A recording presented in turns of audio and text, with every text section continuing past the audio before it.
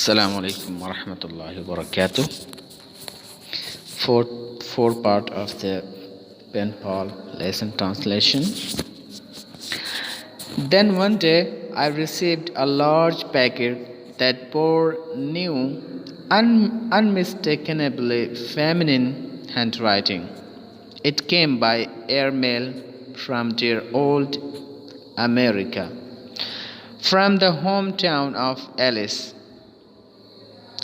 Who was this new pen friend? I wondered as I unwrapped the package.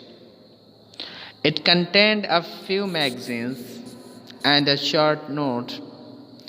As a close friend of Alice H., whom you knew so well, I'm sorry to inform you that she died in a car accident last Sunday. While returning home from church with a few purchases, being very old, she was 78 last April. She couldn't see the fast speeding car. Alice would often tell me how happy she was hearing from you. A lone bird helping others was a passion to her, both seen and unseen, far and near. The writer concluded with a request that I accept the enclosed photograph of Alice, who had wanted it sent to me only after her death. It is a face of beauty and compassion. It is a face I would have cherished even when I was a shy college boy and she was already old. So after reading these texts, we are going to translate it. So you will have to write down the words and meaning into your notebook, and then I will translate. Okay. One day, फिर एक दिन I received, मैं हासिल करता हूँ, a large packet, एक बड़े packet को, that bore new, unmistakably feminine handwriting, जो कि रखता है एक नए औरत के वाज़े हैंडराइटिंग के साथ. यानी उस आदमी ने एक पैकेट रिसीव किया, हासिल किया, जो कि एक औरत के हैंडराइटिंग के साथ था, एक औरत के वाज़े हैंडराइटिंग के साथ था. बोर मतलब लिया हुआ होना या होना. अनमिस्टेकेबली माने होता है क्लियरली, वाज़ेह तौर पर. फेमिनिन माने लड़कियों वाला या औरतों वाला. हैंडराइटिंग माने ख़त.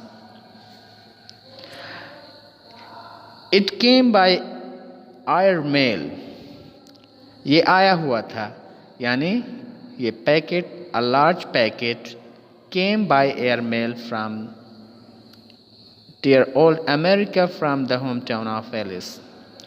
यह आया हुआ था एयर मेल के ज़रिया से प्यारे पुराने अमेरिका से. From the home town of Alice, Alice के कस्बे से. होम टाउन मीन्स होता है कस्बा. Okay. Who was this new pen pal? Who was this new pen friend? यह नया कलमी दोस्त कौन है? यह नया कलमी दोस्त कौन है? पेन फ्रेंड यानी pen pal. Okay. Who was this new pen friend? यह नया कलमी दोस्त कौन है? आई वंडर्ड, मैं सोचता था. As I wrap the package, जो ही मैंने पैकेज को खोला. यानी पैकेज के माने होता है मतलब पैकेट, जिसमें मतलब कोई सामान हो, हम उस सामान को क्या कहते हैं? पैकेज कहते हैं. अनरैप माने होता है ओपन, खोलना. वंडर माने सोचना. आई वंडर्ड, मैं सोचता था as I unwrap the package, ज्यों ही मैंने पैकेज को खोला, कि ये नया कलमी दोस्त कौन है। It contained a few magazines, ये मुश्तमिल था, यानी ये पैकेज जो है वो मुश्तमिल था अ फ्यू मैगजीन, चंद मैगजीनों पर, एंड अ शॉर्ट नोट, और एक मुख्तसर नोट पर। As a close friend of Alice, Alice एच के एक करीबी दोस्त होने के नाते, क्लोज फ्रेंड करीबी दोस्त, home you know so well, जिन्हें आप काफ़ी अच्छे से जानते हो या जानते थे, सो वेल माने अच्छे से जानते थे। I am sorry to inform you, मैं गमज़दा हूँ आपको बताने के लिए, that she died in a car accident, कि वो मर गई है एक कार एक्सीडेंट में। I am sorry to inform, मैं बताने के लिए मतलब गमगीन हूँ आपको, दैट शी डाइड, कि वो मर गई है, इन अ कार एक्सीडेंट, एक कार हादसे में, लास्ट संडे, गुज़िश्ता इतवार को, while returning home from church with a few purchase, जिस वक़्त वो लौट रही थी होम, घर, फ्रॉम चर्च से, विथ अ फ्यू परचेज, चंद खरीदारी वाले चीज़ों के साथ। ओके, तो यहाँ पर परचेजेस माने होते हैं मतलब खरीदी हुई चीज़ें। ओके, वैसे मतलब परचेज माने होता है खरीदना एज अ वर्ब, लेकिन एज अ नाउन इस्तेमाल करेंगे आप परचेजेस, तो इसके माने होंगे खरीदे हुए चीज़।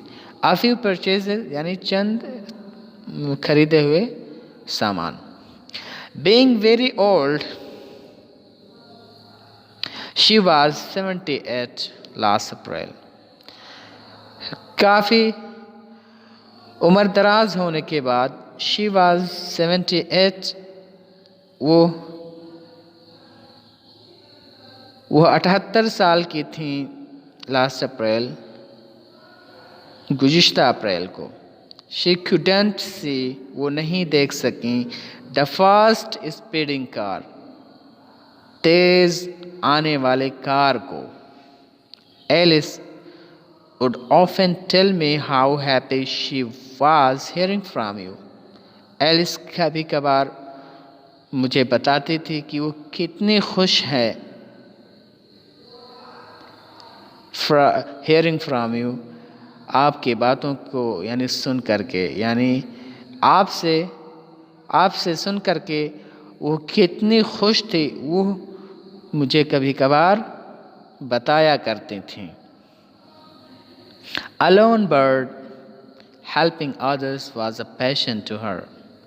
अकेले रहना, lone bird माने होता है अकेले रहना, तन्हा।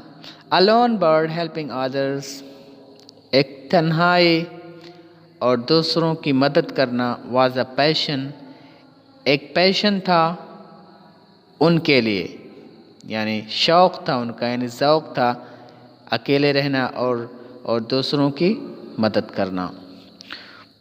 बोथ सीन और अनसीन, चाहे वो अनदेखे हों या देखे हुए हों, फार एंड नियर, चाहे वो दूर के लोग हों या करीब के लोग हों, वो उनकी मदद करना उनका क्या था, पैशन था, उनका शौक़ था। द राइटर कंक्लूड, फिर राइटर आखिर में लिखता है, कंक्लूड माने होता है मतलब कोई काम आखिरी में करना। The writer concluded with a request, writer ने आखिर में एक रिक्वेस्ट के साथ लिखा, दैट आई एक्सेप्ट, कि मैं कबूल करता हूँ, the enclosed photograph of Alice, Alice के इन बंद फोटोग्राफों को। इस लिफाफे में मतलब बंद तस्वीरों को मैं कबूल करता हूँ।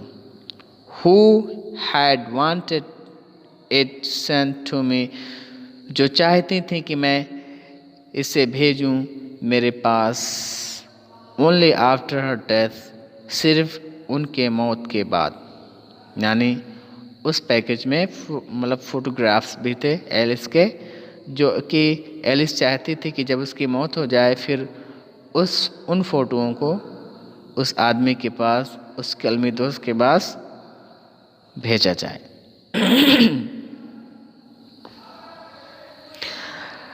Okay, it is a face of beauty and compassion, ये रहमदिली और ख़ूबसूरती का चेहरा है।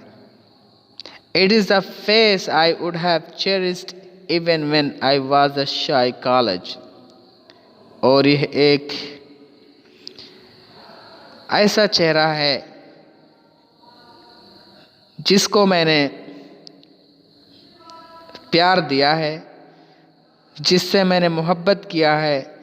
Even when I was a शाई कॉलेज बॉय, उस वक़्त भी जब मैं कॉलेज में एक शर्मीला लड़का था। And she was already old, और वो पहले से उम्र दराज थी। तो यहाँ पर ब्यूटी माने खूबसूरत, एंड कंपैशन माने रहमदिली, चेरिश माने होता है अजीज़ रखना, प्यार करना, मोहब्बत करना। इवन व्हेन यानी उस वक़्त भी, आई वाज जब मैं एक शाई माने होता है शर्मीला, and she was already old. तो आज यहीं तक इंशाअल्लाह, और इसी के साथ हमारा पेन पाल लेसन हुआ फिनिश, और उसके ट्रांसलेशन के साथ अब हम इनमें आए हुए एक्सरसाइज को इंशाअल्लाह करेंगे। वस्सलामु अलैकुम वरहमतुल्लाहि वबरकातुहू।